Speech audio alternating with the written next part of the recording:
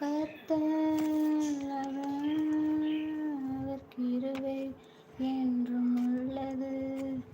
வானம் பூமியாவையும் படைத்த தேவனை துதியுங்கள். கர்த்தர் பெரியவர் பரிசுத்த கிருபைகள் நிறைந்தவர் உண்மை உள்ளவர். பெரியவர் பரிசுத்த கிருபைகள் நிறைந்தவர் உண்மை உள்ளவர்.